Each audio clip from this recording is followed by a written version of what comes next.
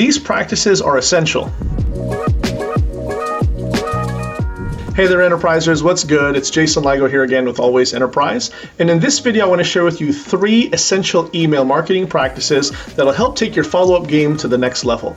Now, it's no secret that the fortune is in the follow-up and the money is in the list. I've said that at length on this channel, and odds are if you've been in business for any amount of time, you've probably heard the same sayings over and over again in your own endeavors, right? And the reason for that is because it's true. This is one of those age-old adages in business, in all of entrepreneurship, that will not go away.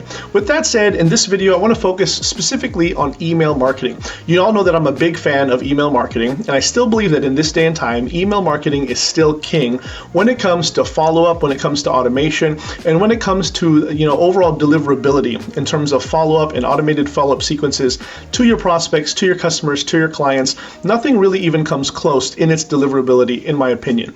I'm not bagging on social media or on any other form of follow-up. I'm simply saying that email marketing is still at the top, right? And with that said, there are ways that you can tweak your game and improve it to ensure that it always gets better and that you're always elevated, and that more importantly, your message as well as your offers continue to be open and continue to fall in front of the right eyeballs so that you'll always have business coming your way. So let's go ahead and dive right in with these 3 specific methods that are absolutely essential if you want to elevate your email marketing game and ultimately see more profits in your business over the long term. All right.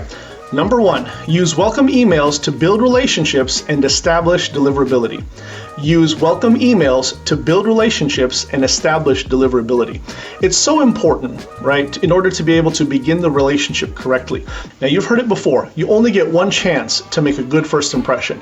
And it's absolutely true. If you think about some of the strongest friendships that you enjoy now and some of the most profitable business relationships that you enjoy today, you can likely think back to the first time that you and the other party met. Maybe you hit it off really, really well at a party, at a social gathering. Maybe it's just something where you just really kicked it off. There's a really good flow about the relationship. They looked you directly in the eye. They were really friendly. They held your hand very firmly when they shook it, but not in an aggressive way. There's a lot of things that go into play here, but likely the relationships that you enjoy now, again, you could probably think back to a very fond memory as to how it got started. Well, this is no different in business, especially in email marketing. You have one chance and one chance only to make a good, solid first impression, so why not make sure that it's the best thing that you can? The welcome email is by far the most important email that you can send to your audience when your subscriber first opts into your list. This is why I always push that it should be immediate. It shouldn't be something where they wait a long time and are just waiting around to hear from you. As soon as someone enters your world, you need to make sure that they hear from you immediately. And this does a few things. The first thing it does is obviously makes good on your word, especially if you promise to deliver something, whether it's a free PDF, a lead magnet of sorts, or just a welcome email to welcome them into your sphere. The second thing that it does is establishes the relationship as far as what to expect in the future. All right, this is a great opportunity for you to educate them and tell them what to do and guide them as far as future communications. So that would be a great opportunity, for instance, for you to tell them to add your email to your contacts list or their white list so that you don't wind up in the spam folder. You can also let them know about the frequency as far as how often to expect hearing from you in the future. Once a week, every day, a couple times a week, you get the idea. But doing this establishes a great relationship and trains your audience to open your emails. You want them to get to the point where they see your emails and recognize you as the sender. And as a result, they're interested in what you have to say and your emails get opened. That's the power in establishing the first email. Number 2, send emails at the right time to increase the conversion rate. Send emails at the right time in order to increase conversion rates. Now, it's true that timing is everything. It's certainly no different when it comes to email marketing in your online business. Because most of our businesses these days are all online and are all virtual, right? They call it the World Wide Web for a reason. The fact is, you can be in business here today and have a customer or a prospect across the world in an entirely different time zone tomorrow or even later today.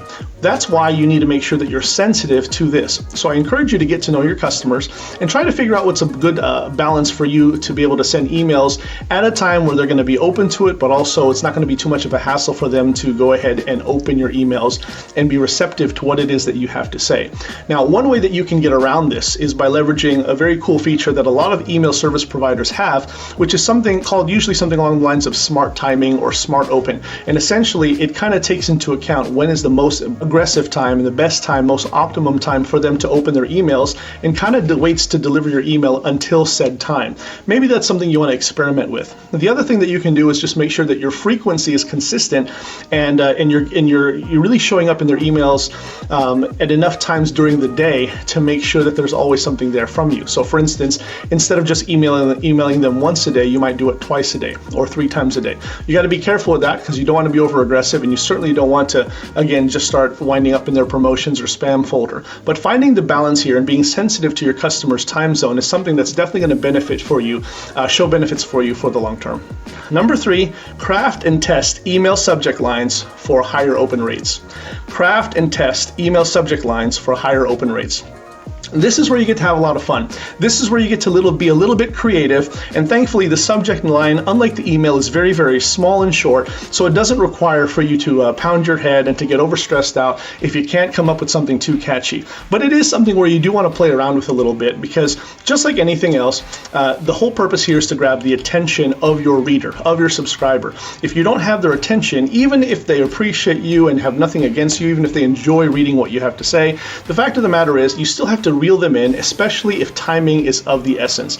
If they're busy heading to a meeting or have other things to do, there has to be enough in the headline to generate some interest, to pique their interest, if you will, to get them to open the email and ultimately see what it is you have to say, especially if you're offering something where you're hoping to make some money. So make sure that you can tweak and test frequently to see really what works. There are different themes that you can employ here to swing the odds in your favor. You can do things like employ things like controversy. You want to be careful with that, but it definitely works. Try to be a little bit humorous.